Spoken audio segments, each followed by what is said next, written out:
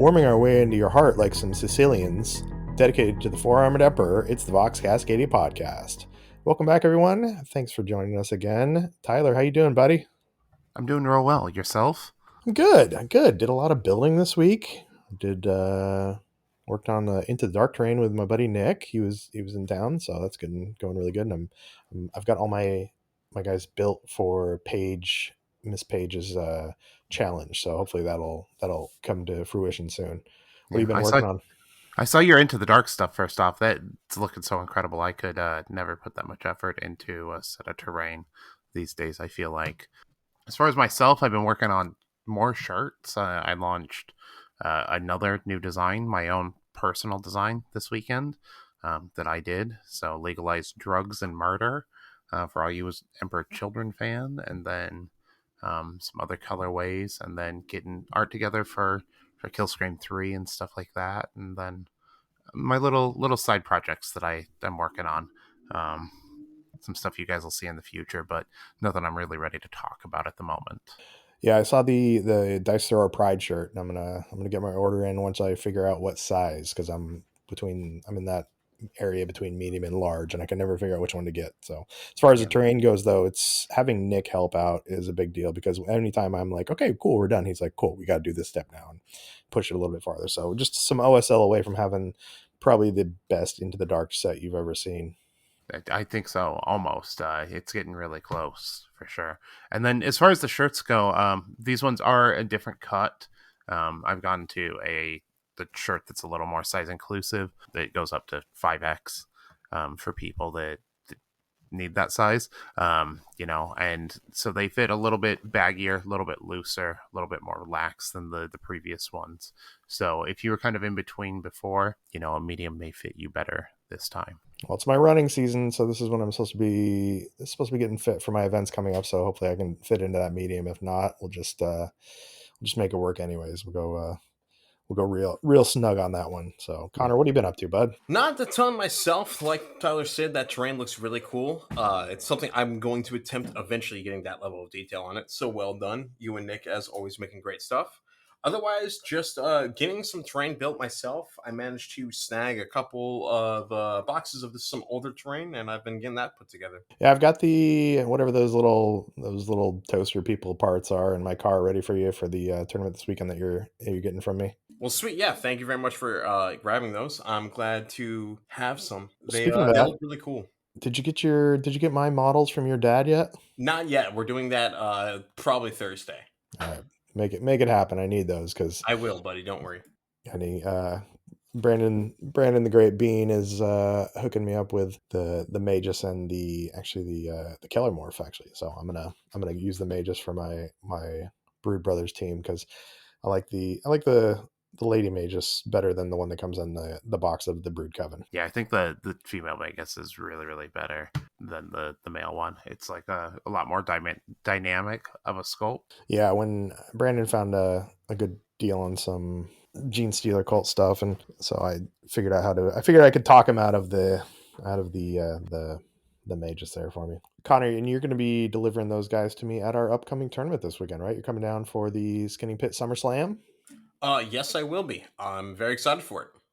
and you're bringing a team other than AdMech. But probably not. They're my tournament team. I'm half considering bringing like crew compendium just so I can bring my crew talks, but we'll see. And Tyler, you're actually playing this weekend. We don't see you. I We don't see am, you come yeah. out much, but you got the Night Lords ready and in Midnight Clad coming out to take some Ta skulls. yeah, I'm coming to take that belt. Really, I don't take prizes when I do well in our events and stuff. I'm taking this belt if I take first, though. It's too cool, and I want it for myself. It's mine. Why shouldn't I keep it? Yeah, it was a super cool design, very thematic. If you guys haven't seen it, it's on the Discord. Connor, you can throw something up on the Instagram as well too. It's got in Midnight Clad on it as well as Ave Dominus Nox, right? Yeah, absolutely. One on each side. So, if you aren't familiar with what it means, then you can read the other side. Yeah, we just finished up in Chuck's book club. We actually just finished up Soul Hunter, and we're going to have a book club about it this coming Thursday. So if you're listening this Thursday morning and you've read the book, come join us Thursday evening, 7 o'clock Pacific in the Discord, and we can talk about the Night Lords, talk about Talos and all those bad boys. Absolutely. Really good book. If you haven't read it, it's definitely worth a read. And if you have read it, come talk to us about it Thursday night. I actually needed another book to read after that, and I picked up Day of Ascension, and I'm starting into that. And I'm like 10 minutes into it. But the nice thing is, you know who the bad guys are in that book? The Imperium, right? The Imperium, but specifically Admech? the AdMech. Yeah, they are the best guys. Yeah, they're the bad guys in that book. And most actually, you know what? All the books that I've read so far, so I read that and I read Brutal Cunning, and whenever you've had the AdMech in, they've been kind of the bad guys. What's that say, Connor? I never claimed that the AdMech were the good guys, okay? I fully accept that they're probably one of the worst factions within the Imperium, but they're my worst faction within the Imperium. Saying they're the worst faction is saying a lot, though, because every faction is pretty much the worst faction in the Imperium. Even like the Tau, people are like, "Oh, these are the good guys," like, and then they just made the Tau evil too. So that's just because everybody's evil. Yeah. But yeah, AdMech, they make for good punching bags, unfortunately. We have had very few books where the AdMech are both the protagonists and they win without it kind of being overshadowed by like a Space Marine chapter or something. So let's talk a little bit more about the Skinny Pit Summerslam. And Tyler, this is a tournament down at Shiv Games in Kaiser. This is going to be kind of our standard Kill Team Cascadia tournament. So for anybody who hasn't been to one of those, just some quick details on the event, how it goes, and some like special things that we do that you won't see at other tournaments. Yeah, so it is up to 32 players. So if you want to sign up last minute, go ahead. We do have some spots left. We do 4 rounds, but at the end of the third round, there is a cut. So if you're not in the top four, you're welcome to stay and play and have some other casual games, or just hang out and enjoy your company. But then the top players go on to win prizes. We do have people like Connor who drive down for many hours to our events, so we want to allow them to get home early when his AdMech eventually get beat pretty early on. Other than that, Okay. I'm just giving you a hard time. You're gonna do great. You're everyone's fourth worst matchup, like I keep saying. I'm just So hoping to fight nothing but Night Lords, but ideally not yours till like the final round. hey, bring it on. I'd love it. I'm looking forward to playing because I like Chuck said, I don't get out to play much, so there'll be some people I've got first games with. So we will be serving alcohol at this event. It will be the last event at Shiv where we serve alcohol. Damn OLCC for changing your regulations on us. And then we will have our bounty board where you can purchase with real cash some bounties to go put on operatives, and then you can collect those bounties from other operatives that other people put on your opponents. And then there will be a raffle associated with that also for prizes. All that goes to charity. This month we will be doing Trevor Project for this event. So it is Pride Month, and it is important to support people who are in need in the LGBT community. So Well, I'm excited. I'm going to be there again, just helping facilitate. We've got Matt Small is going to be helping us to be our head judge, and he's going to be stepping up for the first time. So I hope he brushed up on his Night Lords though, because looking at the roster already, we've got 4 Night Lords players. So and then an AdMech player. So Connor, I'll be excited to have you watch the final rounds with me though. Yeah, hopefully I'll be playing in them and winning it all. But if not, I'm excited to just be there and watching some games between our awesome community members. And then nice thing with the bounty board too is that even if so when you purchase your bounty tickets, your bounty tokens, you actually get a raffle ticket as well too. So even if you don't collect the most bounties by purchasing the bounties, we're going to raffle off some stuff at the end of the night too. Actually, after the third round, we do the raffles and most of the prizes. The overall winner is going to get a belt, which Tyler talked about earlier, which is Night Lords themed. So I hope it goes to somebody other than Night Lord. Sorry, buddy, Tyler. And then if you're not Tyler and you win, we're actually be giving away the termination box, which comes out on that day too. So it's going to be a great tournament. There is still time to sign up for it as well, and hopefully we'll see you this weekend. So besides the Skinny Pit SummerSlam, which is coming up this weekend, we talked about it last week, but we also launched Kill Scream 3, and you're probably gonna hear about this pretty much every podcast up until and through Killscream 3, but as we have new developments with it, you're gonna hear about it. So one big thing that dropped this week was the Killscream 3 logo. So Tyler, I know you were working with an artist on it to have something very unique and that pops out for our tournament. So can you talk a little bit about the logo? Connor will make sure to get it up on the Instagram, right, buddy? Yes, absolutely. It's a great logo. I love the little fun demon guy. As you'll see in the photo, he's a cool little like kind of Nurgle looking guy with a half horn, which is what I'm calling him until we give him an official name. Yeah, we were kicking some names around in the Discord, but we haven't decided on any yet. And Tyler, how'd the process go for the logo itself on that? So I'm pretty lucky to know a couple artists through other discords. One of them has done a number of stickers for me. So all of the Breacher Beach Vacation, they've done the previous Killscream logo for us also. And so I just reached out to him and I was like, hey, are you free for another commission? We got another year of Killscream coming up, and they were pretty excited to do it. Talking with them, they've recently taken a job and they're not doing too much in the art stuff lately, and they took this regardless, just because they really enjoy working on our stuff. They just think it's a good time. So I kind of told them what we were looking for. We wanted kind of 80s themed horror with it, kind of like Chopping Mall is like a kind of one of my big personal inspirations for this year's event. So if you haven't seen that movie, go watch it. And then Nurgle, because one of his sacred numbers is 3. So we thought, depart from the corn theme of last year and go kind of like a little gross with it. Have some fun. Well, malls are pretty gross these days, so Nurgle seems very fitting. Actually, Lloyd Center, where we're going to be holding the tournament, is kind of a staple of this area, and it's actually very nice and very clean.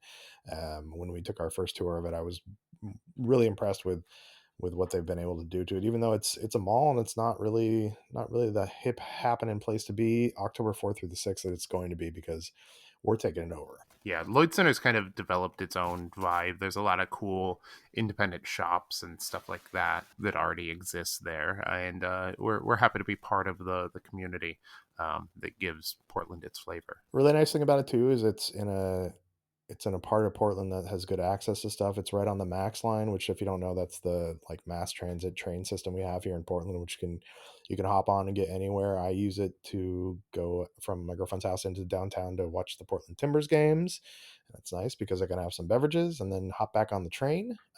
But it's right next to the Max. We're also going to be having, just down the street from that, is the Doubletree Hilton that we are going to be soon dropping a set of room blocks. We're going to actually have a good rate on some rooms for people who are coming in from out of town as well too. So we are taking care of you for this tournament. We want to give people the ability to come in and enjoy Portland. The room blocks will be available for 3 days before and 3 days after also. So if you have some extra vacation time and you want to come in and enjoy the city, Portland's definitely worth checking out. There's really good food here. It's the best pizza city in the nation, world, some say. So come fight us about it. Also, if you have a specialty diet like myself and are a vegan or vegetarian, it's one of the best places to go for vegan and vegetarian food. We're going to be putting together a tourism guide to Portland for nerds, and it's going to be a little more expansive and a little more inclusive than the one that Connor gave us for Bremerton, recommending us go and get drunk in other cities and drive back into town. Okay, you know what? I just said that was a possibility. I never said you got to be the one drunk and also being the one driving. But that is a very cool thing that we're going to have that guide. Portland is very cool as someone who's not yet really from around the area, but it's always a good time going. And I'm extremely excited to come down for Killscream 3, and hopefully all of you are as well. So Connor, for Killscream 3, you're going to be playing in the tournament, I assume. Have you got your ticket yet? I've not yet purchased my ticket. Going to be getting one soon, most likely. So but is it going to be a question of what team am I going to be playing? It's going to be what team are you playing, buddy? You got 4 months. I got 4 months. So, who knows? If we get another box revealed soon, that might be it. If I really, really enjoy Brood Brothers, could be them, because I'm definitely going to be trying them out. Otherwise, probably the tried and true Hunter Clay. I think they, like Tyler says, they're the 4th worst matchup for everyone. And I think that's very true. They're a team that has answers into everything minus like Gellerpox. Well, there's only like 30 other teams. besides your beloved toasters. You gotta switch up someday, right? You're not gonna be like Zach and have like 200 games with novitiates, are you? I already have probably 200 games on Hunter Clade. I just don't have the fancy chart that Zach does. I wish I had started that because I would have loved to see my improvement of the game and my overall strategy. But I don't know. I really like Hunter Clade. I like that they can do everything decently well. And anytime I swap to a different team, even for like 3 games in, I'm like, man, this is fun. But like, I could be doing this, that, and the other thing all better at the same time. You know, that's how I felt with Legionaries for a long time. Nemesis Claw's the first team to really give me that feel back, you know? Yeah, it's just you get kind of attached to the team. You get into the rhythm of knowing the plays and like, sweet, I'm fighting Marines. I already know what my first like 6 activations of the game are going to go, and I know how to set up my board. Or like, I'm fighting hordes, so I'm gonna have to do this, that, and play a little bit farther back. Or like, ooh, elves, I gotta watch for the Alpha Strike, and here's how I can use my abilities to do so. It's just kind of fun to be able to look at my matchup in a tournament and already know exactly what I'm going to be doing before I even get to the board. So, with Killscreen being about 4 months out, one thing that may happen before we get to Killscream is we may actually have a new edition of Kill Team. So Termination is the last box in season 3. There's rumors that we are going to actually get a new edition of Kill Team. So if you would say 3rd edition Kill Team, if y'all could make a wish list for 3rd edition Kill Team, my number one wish is no torment grenades. What is your guys? What are some things you'd like to see out of the next edition? Things that you don't like from this edition, or things that you would like to carry over and tweak? You know, one thing I'd personally really like to see in the next edition is like a line of sight and visibility change. I'd like us to go to silhouettes, kind of like Infinity, where you're placing based on base size, essentially, a kind of like a marker either in front of or behind the model, and visibility is based on that. So if stuff is sticking outside of the general silhouette of, say, like a Space Marine or something like that, so tall banners, guns that are stretched out, things like that, you can't draw visibility to those. I feel like a lot of the modeling and like kit bashing options are limited because a few players want to try to call line of sight to things like banners or like really long swords. Do you think rather than like another marker, another thing we have to carry around, making it like you have to draw a line of sight to a piece of a body, or something like anything that's a limb or a head or a torso or something? What about that? So we don't have to carry around extra junk. You know, I don't think it's like too much. Like it'd be like, most teams are going to have like 1 to 2 silhouettes in them. It's rare that you see 3 in, say, like Colts or Gellerpox. I don't think it's going to be that much, especially because they're pretty like thin pieces of acrylic. The quality of line of sight and stuff like that, I think that it could bring to the game would probably be more beneficial than having like an extra 3 pieces. You could also probably build it into like the measuring tools somehow if you got creative. Do you think we should keep the measuring tools that we have? Do you think we should get rid of the symbols? Or do you think those are just like those are Kill Team now? Because I mean, my brain reads those, and I can see them in the inches, but it's whenever anybody starts playing Kill Team, there's 2 things that are really hard to explain: shooting, line of sight, and visibility stuff, and then what the hell those stupid shapes. For sure, the shapes are like not that useful. Like they don't mean anything, but you definitely get used to it. I think the measuring tools are good overall. I'm pretty like hyped about the measuring tools in general, mostly because I think when it comes down to movement and stuff like that, it it gives like a better kind of like expression of the game than just inches does. And they're pretty useful. Like once you get down to it, the tools are very good to use, especially if you have like a large multi-tool like we gave away last year at Killscream. Connor, besides another AdMech team, what do you want to see out of 3rd edition? We've talked about it before, but Flamers being a choice would be kind of neat. They're fun. I like them. Make them work. Otherwise, I like Tyler's idea of silhouettes because it's something I expect. There are players that are always just going to be like, oh, I can see that part of your model so it's visible or whatever. I can make a shot, and that's totally fair. But it's kind of a little lame at times when it happens because we're playing part of a game that's based around the idea of using static models to represent soldiers moving through a battlefield. So it just feels a little unexciting when someone does that. On a more personal wish list, I'd like to see um something where initiative gets changed more thoroughly to be something better than a dice roll. We've talked about it beforehand as well, but like maybe a mini scouting step. I really like that mechanic of like almost rock paper scissors and trying to guess what your opponent does, or knowing doing something where like this might not be the thing that gets me initiative, but it's going to give me the better tools for the job, so I'm going to make that sacrifice. I would love to see something like that appear because I think it's a really cool mechanic that we don't use enough in this game. And otherwise, I'd like to see more teams kind of like Blooded and Brood Brothers, where there's options of bringing in operatives, and it doesn't feel like you're kind of bringing the same thing every time. That's in part of why I like Hunterclade, is because there's such a variety in how you approach each matchup. But I like to see more teams play with the roster selection rather than a lot of teams just pretty much being the same 9 out of 10 operatives, and then I swap to a blast gun when I'm fighting Vet Guard. Otherwise, I'm on the AP 2-1. Do you guys think that so one thing I know that they did it in end of ninth edition in 40K into 10th edition. Do you think that with the last like two boxes with Nightmare and Termination, that we're starting to see some of the rules that we're going to see in the next edition?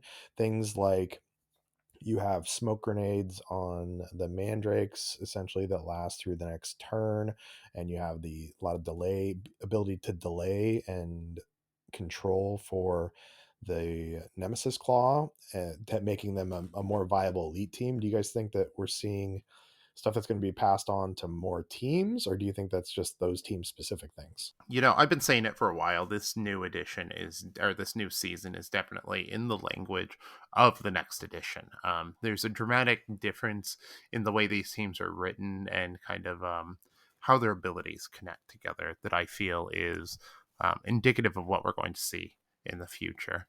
I think that it's all, we have a lot more movement shenanigans, like you said, smoke grenades. We have a lot of more like counterplay, like kind of reactive stuff that's built into these teams rather than just like static set abilities. So what language are the scouts speaking? Because the scouts seem to be speaking the language of the suck.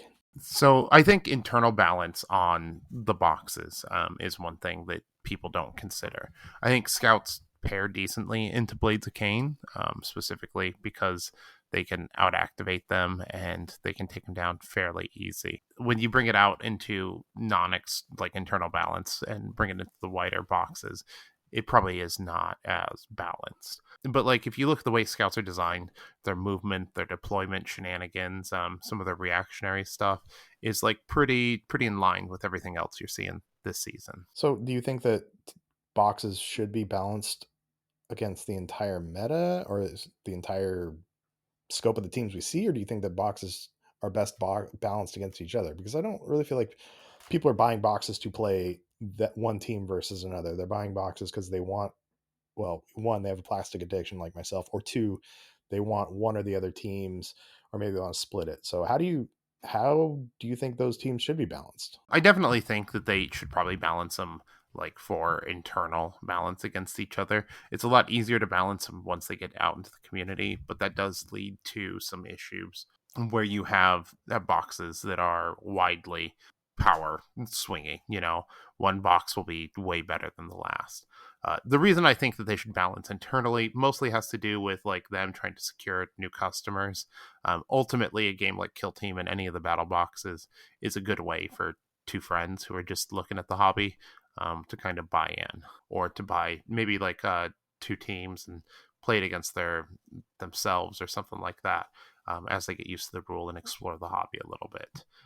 So I think that from that point, it makes a lot of sense. And then as far as like security on previews and leaks and stuff like that, you probably only want people testing against those two teams. So is there any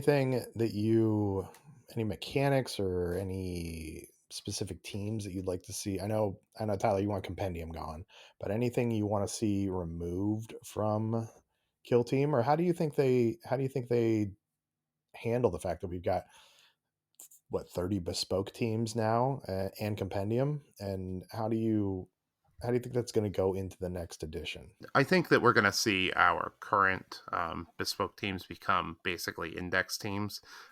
There are, like everything is released in its own individual book. Other than some like core, probably word and ruling changes, I don't expect a heavy update in the future. So I don't see like why a lot of these teams would not work with basically the core rule update. So I think that the teams will stay around and we'll continue to see new releases. But I think bespoke or the non-bespoke teams, so the existing compendium, will be going away because I don't really know if they have a place within the wider scene of the future of Kill Team. Not that there aren't decent teams there. I just don't know if that's the direction the game's going in. Yeah, I think there's a couple of niche teams that can surprise people, but I think we have so many bespoke teams that, like you said, Tyler, I think we see an index of those teams. I think the compendium was also kind of a stopgap when we only had two teams, when we had the orcs and we had the vet guard, but now we've got a whole bunch of teams going. As long as they don't blow up the edition like they did going from the last edition to this edition, it sounds like we can just move into that next edition. I do hope they get rid of AdMech, because say it, Connor, say it. You will die if you bring that evil into me, Chuck. Yeah. No, I think that's fair. What Tyler said about the compendium going away, it would suck to go just because there's some fun stuff in there. Like I like the Scion and Guard mix. I like the Trader Marines with the cultists, even though you never see them. It's kind of a fun concept. As unfitting of a place the custodies are, I want people to be able to play with their models and stuff. So it would blow, but I think it'd result in an overall like positive change, because that way it's a lot easier to tell new players, okay, while you might be able to make this compendium team, you're really going to want to be playing X, Y, or Z team instead, and that way it can just kind of solidify those questions we see all the time of what's the best place to start. I think they should just keep the compendium teams too, so we can just have like 60 different teams, and then like randomly in a tournament next year, somebody shows up with Tempestus Scions and takes the whole thing. I like it.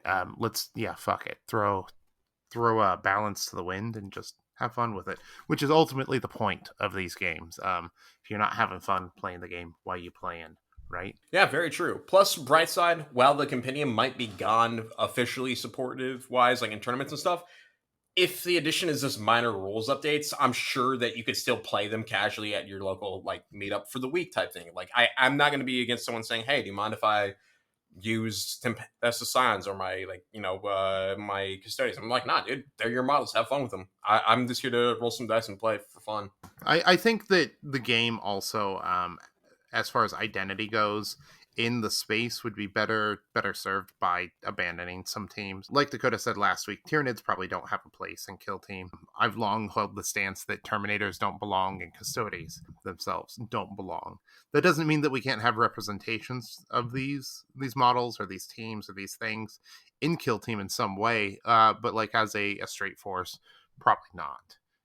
And so getting rid of some of those old index teams is only going to help Kill Team have a better and solid identity. Plus, will solve a lot of the questions people have. I see a decent amount on the subreddit of, is it a good way to start 40k? They're like, I want to collect Tyranids, or I want to, collect this faction. Should I buy the Kill Team? And while, of course, the models might be used in both games, it's just an entirely different game, and it might help kind of solidify that in like the broader new player audience that while Kill Team takes place in the same universe and uses similar models, it is not a entry level to Warhammer 40k, which is a good thing. They're both fun in their own ways, but this is a much better edition of 40k, or excuse me, this is a much better edition of Kill Team when it's trying to be its own game rather than being baby's first 40k edition game. Do you think that if it feels like season 1 and 2 were more, well, see, it feels like season 1 was a little bit of that baby's first 40k, where you had orcs, you had vet guard, you had legionaries, and then season 2 got away from that a little bit, where because you had even more bespoke teams, because you had the cops, and you had Kroot, and you had Kasserkin, and you had guys like that. But then do you feel like we're in season 3 we're getting back to that like baby's first 40K because you have like the Scorpions and you have the Scouts, stuff that are good line units in big 40K. If I said season, my apologies. I meant edition, where I know a lot of the first edition Kill Team was just a smaller version of 40K's rule set. As for the question of whether or not season 1 and 3 are kind of like a little bit more 40K aligned, I think that's a possibility, especially for the newest edition, where besides Night Lords, they've all relatively just been like models that have places in 40K. I hope it's not a trend to come. I liked a lot more of the wild and weird teams we got in season 2, like the Kroot, the Exaction Squad, the Breachers, and stuff. So hopefully we kind of return back to that, where it's a lot more models that feel unique to the kill team space than filling a slot in 40K. Well, I do think that the teams are more 40K themed this season overall.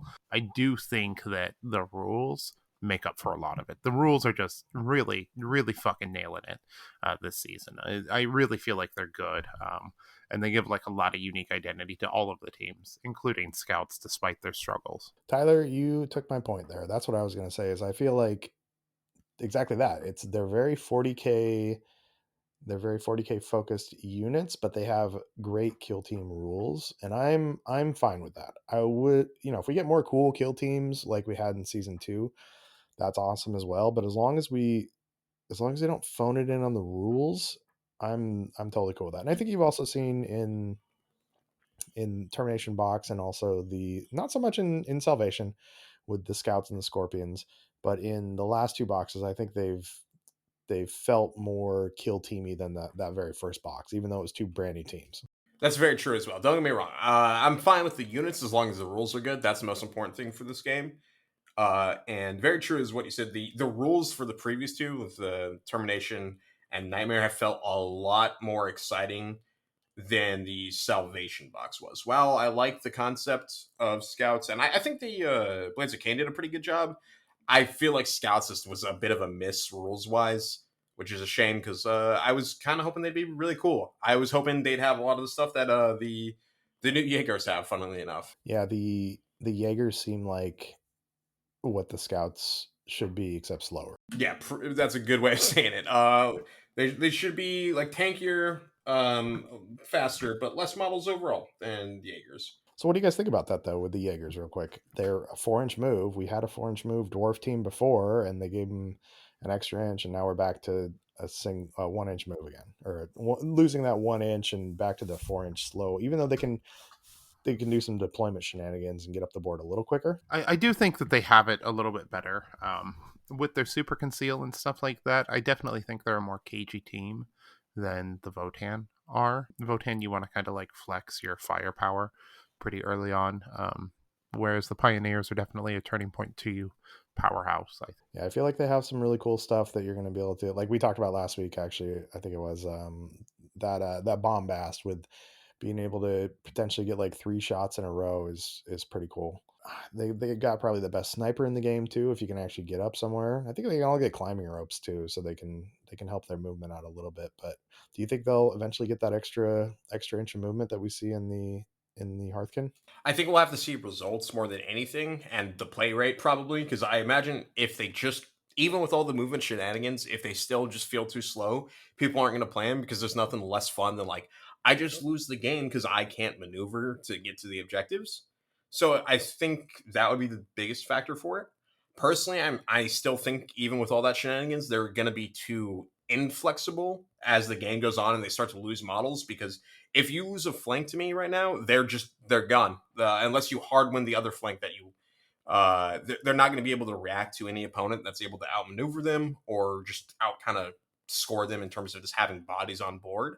So I'm very curious to see how they end up playing. Well, we will find out a little bit more. I know there's a few battle reports out right now, but this weekend the box comes out, and I know I'm going to be scooping it up. And I'm really kind of torn between which of the 2 teams I want to work on first, because I was actually listening to the squad games today, and they had Baki on there talking about the Brood Brothers, and those sound pretty cool. I think both these teams are going to be quite good when it comes down to it. I think the Brood Brothers are going to win out as far as power goes. I think they're going to be problematic for sure.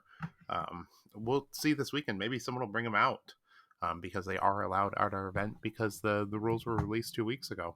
Yeah, I don't know if we're gonna see. I know the first was it the first weekend or no what first weekend mandrakes were out. We had mandrakes at the Blunt Force Beatdown. Also, this is the third time they've released a box this year, and we've had a tournament on the same weekend. So we uh we apparently know something. We got some inside info at GW. Yeah, Yeah, Killscream 3 is going to be the new edition, man. didn't they release some news about like this edition, like give us a preview because Killscream last year was on the same day as Tampa also or something. So they did a preview on the day of Killscream. We had a solar eclipse and then we had an event before that where it previewed.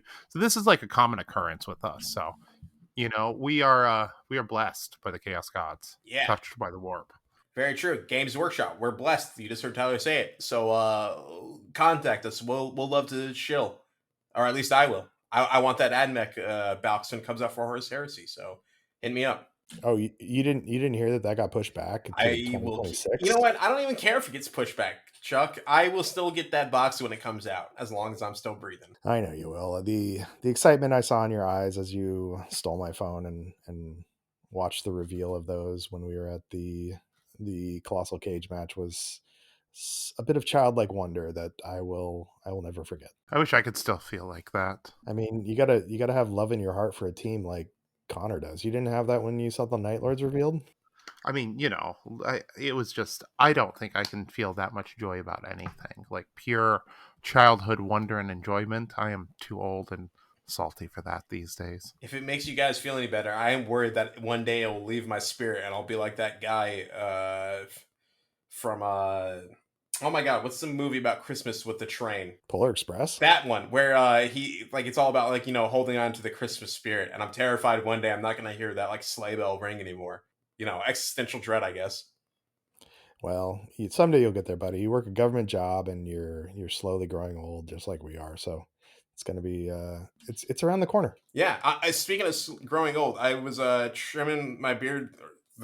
Sorry, my beard, Lamau. My the little bit of like shaving I had to do, and I noticed on my sideburns I had like a significant amount of white hair, and I was like, "What the hell's going on? I'm way too young to be getting white hair on my sideburns." I felt like It's a Civil coming. War veteran.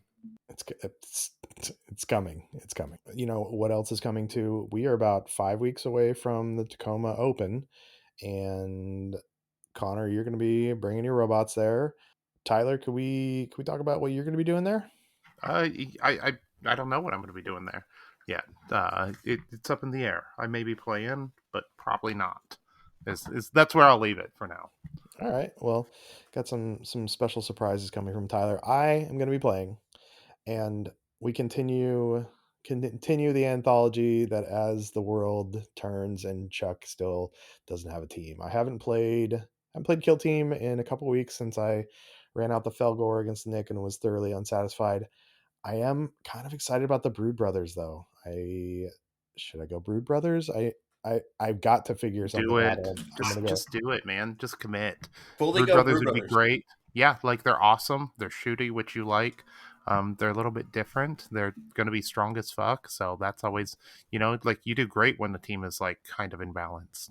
Yeah, and you'll finally have like some melee power too. That like you can bring the Patriarch if you want, but even just a handful of their guys are like better than Caster can melee. So that'll be like a real treat to you. You're like, holy shit, I have so much dice to roll.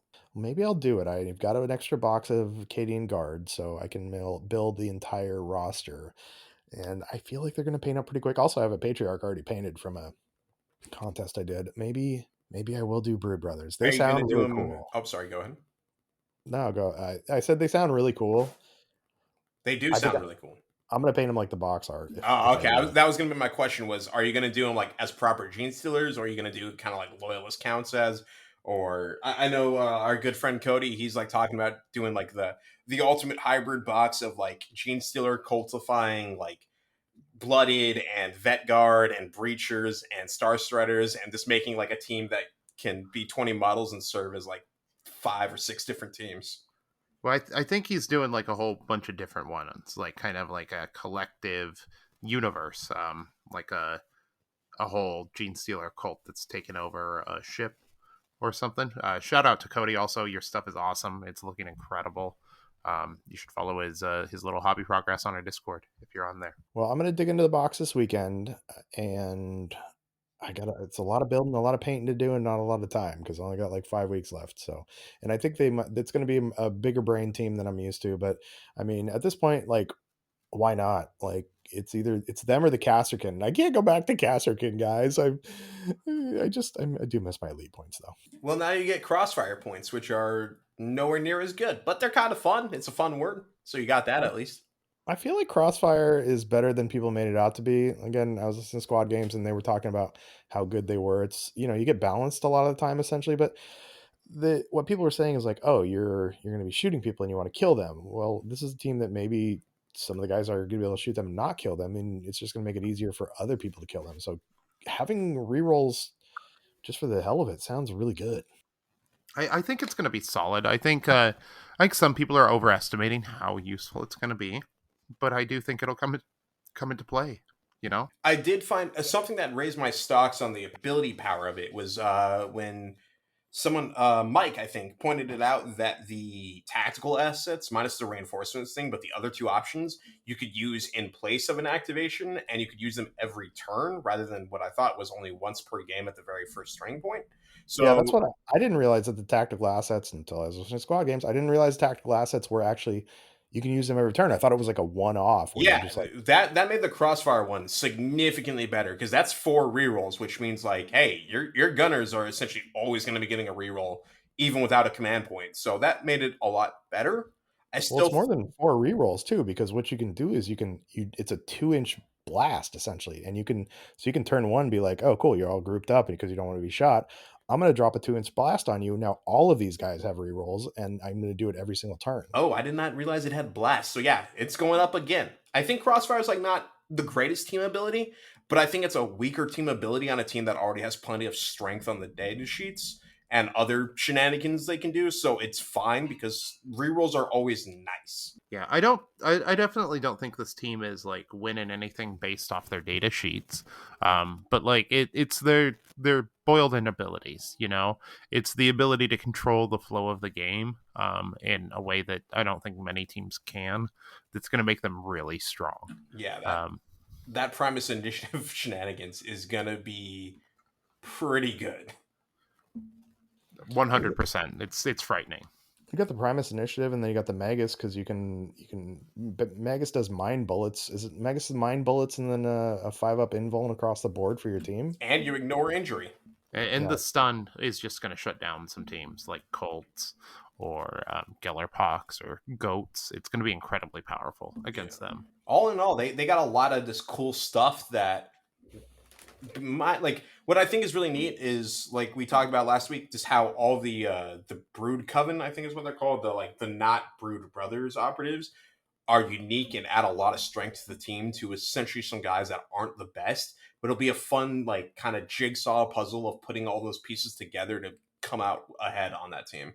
yeah, they're sounding kind of fun. I'm not trying to meta chase, but they do sound like they've got some fun tools. Of course, everybody sounds like they have fun tools, and I get a little enamored with all of them and want to play them. But this box comes out this week, so it'll be the new hotness, and I'm gonna build them up, and maybe I'm gonna run them out. I think I might be sold on this one. Yes, we've done it. We've found Chuck a team until next week when he's confused again, and we'll have to solve it yet again. But I look forward to this weekly problem. It's always I mean, fun. it's all content, right? Yeah. And before we skip on Tacoma Open, we have some other very exciting news thanks to the Warhammer community thing. They kind of hinted that this might be a 128 player kill team event for the kill team alone, which would make it the biggest GW Open kill team ever, and I think probably the second biggest kill team event in the country. I think LVO just barely beats that. Yeah, the LVO was what 132, so this would be pretty close if it filled up. So they're offering 128 spots for it. Last I heard, it was approaching 100 on there, so pretty exciting. It's going to be crazy up in Tacoma. And if you're not prepared for Tacoma, you need to get down to the Skinning Pit Summerslam this weekend at Shiv Games. Hell yeah. This just continues to reinforce the idea that the Pacific Northwest is the best place and community in the world for Kill Team. Everywhere else, I'm sure you're all great. You all probably have awesome communities. but you should convince everyone there to move to the Pacific Northwest so we can just make one super cluster of Kill Team players, and that way the game will never die in our area. Don't move here. We've had enough people move here. No, Chuck, no, we need more players. Imagine how big our empire will grow of Kill Team players. Just come up and visit us on October 4th through 6th for the Killscream 3. Yeah, That's what you should do. Very true. If you can't move here, totally understandable. Apparently, that's like a big life decision. Definitely make the smaller life decision. Come out here. It'll be awesome, and we cannot wait to see you all. All right, so speaking of our awesome community, let's take some questions from them for the Ask Vox Cascadia. First question we have is from Tristan, and Tristan asks, who's the best hugger? And it's a two-part question, and I don't know if they're asking who's the best hugger of like the three of us, because if that's a question, it's Tyler, hands down, like no contest. Yeah, easy. No contest, for sure. Connor's hugs suck. Okay. You know, he probably gives really good hugs though. I'm gonna kill you. I'm gonna kill you. I will actually. I sent Sierra the picture of you guys roasting me, you and Brandon, and she just was laughing for the rest of the day. So thanks for that. Yeah, glad we could bring some joy to your partner's life. Yeah, thanks. I really appreciate it. I had to send it to Nick and Jenna, and they enjoyed it as well too. So, and let's go best hugger in the Warhammer 40k universe. Probably Gaz. Gaz, he's kind of spiky though, right? Yeah, but you know he loves to hug. Like, I mean, like he has a best friend that's his mortal enemy. Like, you know, at the end of the day, he just wants to hug it out with Yarick after, like, and then kill him. But like, hug it out first. I need to get more into that lore because I know a little bit about it. Like I think I've seen the Warhammer Plus animation for it, but I haven't gotten deep into the Gaz and Yark love saga. Do you think the Big E? Do you think the Big E gives good hugs or No? He's like the father that never hugged his children.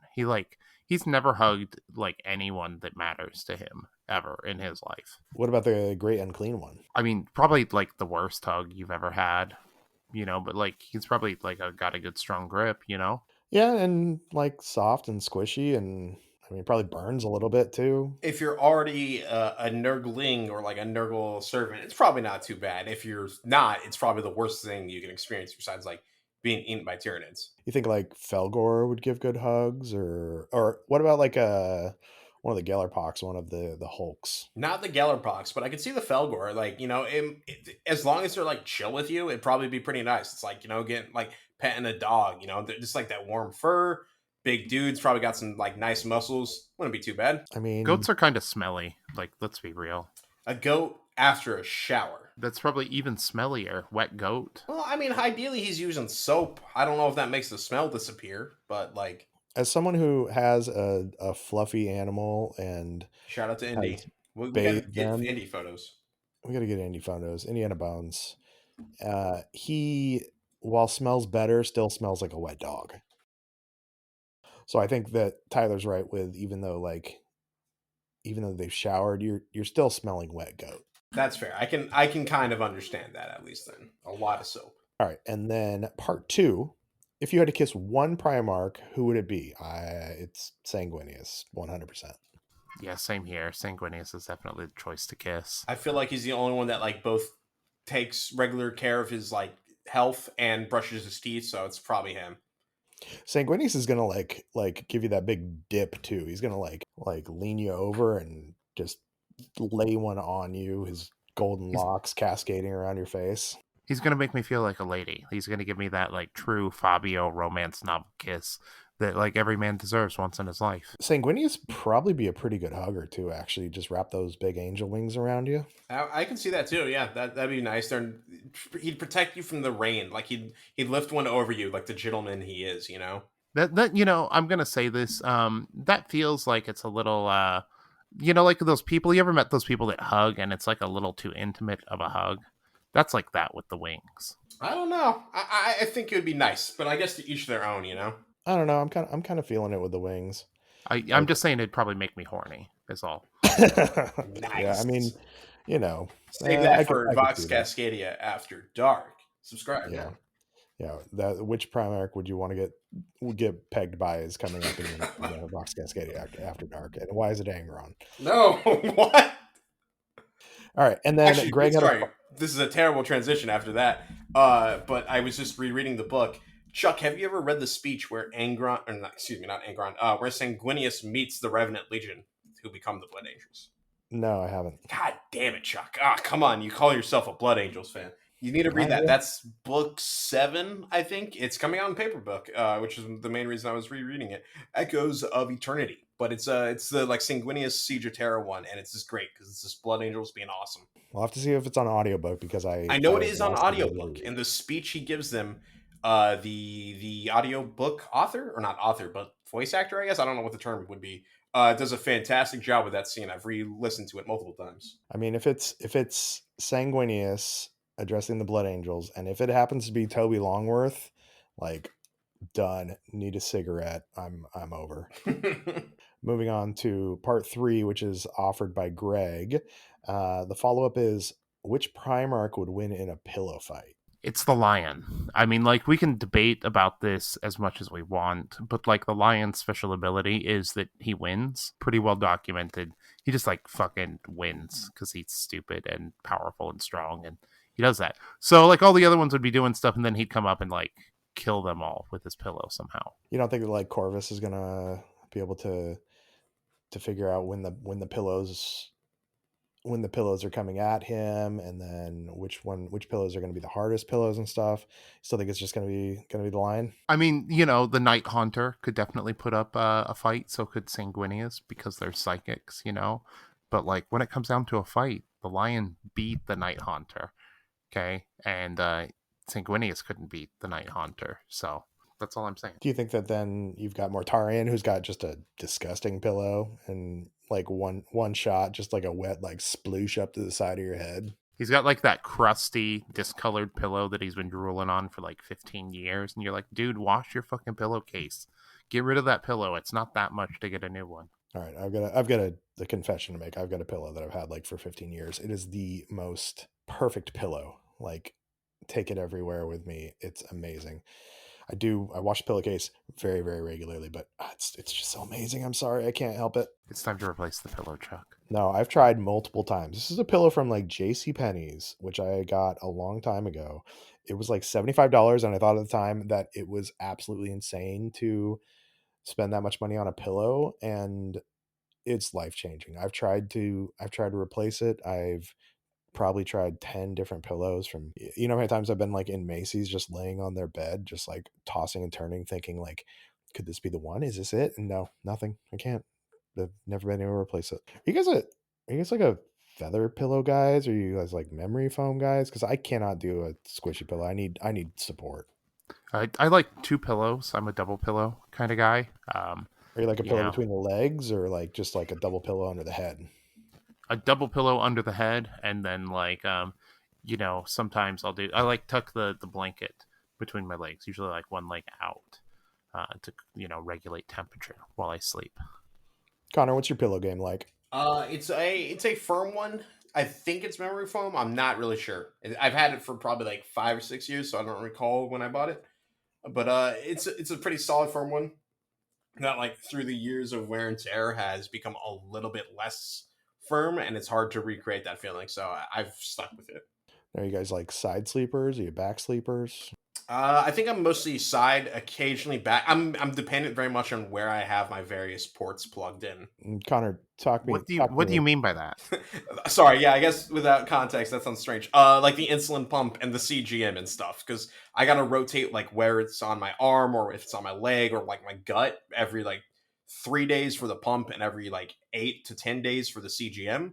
So if it's on my arms, that will really affect like which side I'm laying on. If it's on my gut, I'm definitely a back sleeper. If I have it like on my hip or like the my butt, like the not like the top of my butt, you know, like kind of where the fat is. I got to keep it on fatty areas. If it's on my butt, I'm a side or a stomach sleeper. So I'm not consistent. I think this sounds like the worst part of being a diabetic is not being able to have a consistent sleep area, because if I can't sleep on like one or the other of my sides, I can't sleep. And if I'm sleeping on my back, I'm Same, snoring like a motherfucker. And like, same. yeah, like I now I truly feel for you, Connor. Oh, Like, I I'm glad didn't this is what did before. it. Yeah, no, I Wow, yeah, like See, this is why I love the ad mech, though, Chuck. Is I get it. Like, can you imagine how difficult it must be for a tech priest to sleep?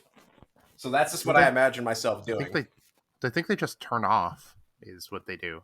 But like, yeah, no, if I'm not on my side, like, there's no fucking way I'm sleeping properly. Like, not at all.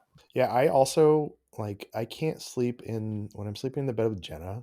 Like I want to sleep on one side or the other, but I cannot sleep facing her if she's facing me because I have this weird thing where I feel like I'm gonna breathe on her face, and as soon as she like rolls over and faces me, I have to immediately move the other way. I just I can't do it. I can get that. You like I'm terrified that I'm gonna like sneeze in my sleep onto Sierra's face or something, and then she'll wake I'm, up and never talk to me again. I'm not worried about sneezing on her face. Like I intentionally sneeze on her face. I just can't breathe on her face. That's weird. Is that weird compared to sneezing on her face, Chuck? You don't sneeze on Sierra's face? No, she would end me right then and there. Oh, I don't know what's on. I don't know about your guys' relationship. I'm not feeling it anymore. Whoa, come on now, that's hurtful. If you're not sneezing on each other's faces, what are you guys doing? How can you be intimate if you're not sneezing in each other's face? Or is that am I the weird one? Yeah, is there anything more intimate than a sneeze, realistically? Like a fart, maybe. Okay, now you've just gone too far. Oh Connor. my This is a god! So I family didn't realize show, farting okay? in the same bed was too far, but sneezing on her face is okay. My bad. All right, and That lovely topic change. so, and the final question we have for tonight is from Nick. Nick says, "What rule does Rabute Guilliman have for his Ultramarines to follow, but it's not actually in the Codex Astartes?" It's no helmets at the briefing. He like definitely is like not okay with helmets at the briefing. You take your helmet off, he wants to see faces, you know? Like unless it's on the battlefield where they're in danger, but otherwise no helmets on the command deck for briefings. So I'm guessing like Gilliman would be the you always have to have your camera on in the Zoom meeting kind of guy too. No helmet, Definitely. camera on. Yeah, for sure. Like that's definitely him. I'm glad one of you guys had an answer. I spent like a good 10 minutes and I couldn't come up with like anything that felt in character. So those are both good answers. Yeah, I like to think that Gilliman is that manager that has the that leader that has the Zoom meetings too. You think Gilliman has a lot of fluff in his meetings where it's he's having meetings just to justify his position, or do you think there's a lot of content and a lot of context to it, and it's all quality stuff? I think it depends. I really think I think he has a lot of meetings he has to attend, and I think there's the meetings that he wants to get done where he pounds out a lot of stuff, and then there's a lot of them where it's just a lot of fluff that he has to take. Yeah, that makes sense. Because like I imagine the ones he's conducting, they're like some of the best meetings you're ever going to be. Because this is a man that like his one true love is efficient government and bureaucracy and stuff. So like he's not going to waste time like just trying to prove he's smarter and better than you. But this being the Imperium, anyone that he's not conducting, and it's just some stupid Imperium bureaucrat that he like isn't in charge of, that's absolutely what he's going to do is be sitting like in the side, rolling his eyes, and just like I have so much more important things to be attending to. I feel like that's like the High Lords of Terra. They're just like, "Oh, come on, are we doing this again? We already went over the formation and how many Astartes we have and where we're deploying them. Do we have to go over this again? If Can't we talk about tithes? Can't we talk about taxes? Come on, the good stuff." Yeah, that seems in character. They'd be like so sick of him, but he's like the one making probably the most important decision in meeting there. All right, gentlemen. Well, it's that time. Connor, Yes. where can we find you? We find you this weekend at the Skinny Pit Summerslam in Yes. Kaiser, Oregon. I will be. Tyler, out of curiosity, are we going to have any of the new shirts, some of the ones that like ended the 31st of May for this one? No, it'd No. be a little bit too soon for those. Damn. Production takes a while. No, that's totally fair. Yeah, so those will be available kind of end of the month. Some of them will be available before Tacoma. Those of you on Cats who want your new Cats shirts before Tacoma, you got to order them fast because it's going to go as soon as we get enough of them to place the order for it. So Yeah. let's get in there. Thank you, Keaton. Those designs look sick. I'm putting a screen or a note on my phone right now to make sure we include the design for the new Cats logo on it. I ordered my shirt today, so that was awesome. The reason I asked is I was going to say I'll be wearing some of the new shirts there, but instead I'll be wearing some of the old classic Dice Thrower shirts at the tournament. You'll see me there. I got glasses on. Come high five it. So you listen to the podcast and fill my ego. And follow me at Spanaway on everywhere. You can check out my shirts at dicethrower.bigcartel.com or any of the stuff I'm up to on Instagram if you're not on Discord, at Lowbrow Minis on Insta. And I'm at Painting Cave Minis. I post like once an episode, but come say hi. I'll post the works in progress of my Into the Dark train that I've been working on with Nick, who follow him too. He's at Scherdy, SCHERDY on Instagram. He's got some amazing stuff on there. Yeah, you definitely need to follow Nick. He's an incredible painter. Just crazy good.